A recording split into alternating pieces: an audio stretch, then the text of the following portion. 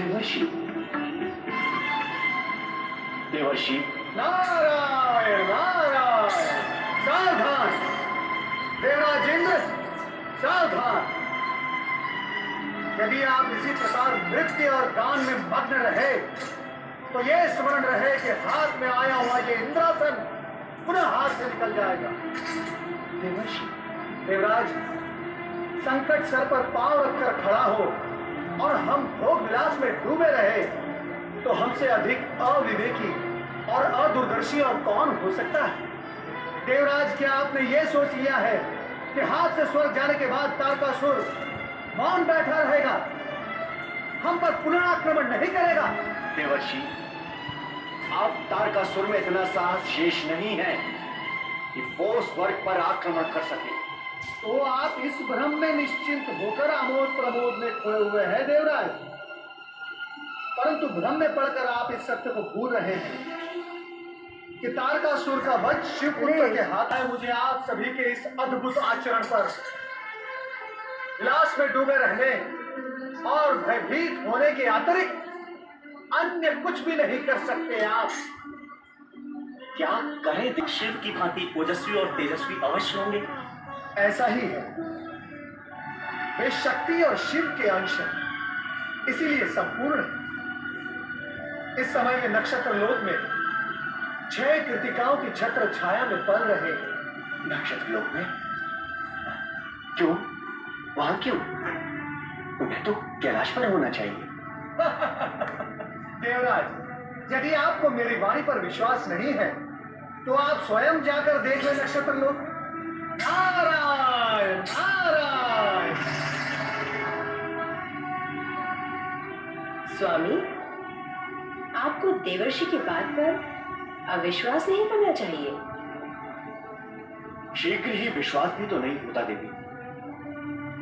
भला शिवपुत्र नक्षत्र लोक में क्यों? इस सत्य से साक्षात्कार करने के लिए मैं स्वयं जाऊंगा। देवराजेंद्र, सत्य का साक्षात करने के निमित्त नक्षत्र लोक में पहुंचे। इससे पूर्व ही दैत्यराज तारकासुर आकाश मार्ग से वहां के लिए चल पड़ा। कैलाश में समाधिस्थ भगवान शिव तारकासुर के आशय को टाड़ गए और उन्होंने संकेत द्वारा पुत्र कार्तिकेय के मन में निश्चिंतता के भाव जागृत कर दिए। ये तो महापुराण वाली भूत। वासना और अहंकार के वश होकर प्रकृति के नियमों के विरुद्ध जाते हैं, उनके लिए मैं भीषण प्रहार, मैं ओंकार। तारकासुर के दरबार में नारद उसका विरोध करते हैं। वे शिवपुत्र के विषय में बताते हैं। 2 असुर शिवपुत्र को समाप्त करने नक्षत्र लोक जाते हैं, किंतु घायल प्रलंबासुर आकर तारकासुर को मेघासुर के मारे जाने की सूचना देते हैं। स्वर्गलोक में देवर्षि नारद विलास में डूबे देवराजेंद्र को सजग व सचेत करते हैं। साथ ही सूचित करते हैं कि शिवपुत्र कार्तिकीय नक्षत्र लोक में पल रहे हैं। इंद्र वहां जाने का निश्चय करते हैं। माताएं, अब आप मेरी चिंता न करें, निश्चिंत होकर अपना कार्य करें। शिव पंचाक्षरी मंत्र ही मेरा रक्षा कवच है। अब मुझे नींद आ रही है, मैं सो जाता हूँ। ओम नमः शिवाय।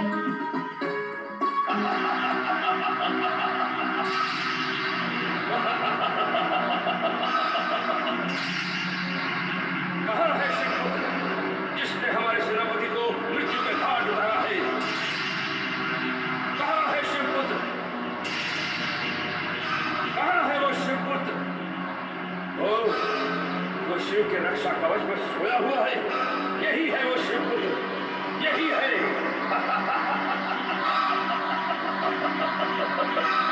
शिवपुत्र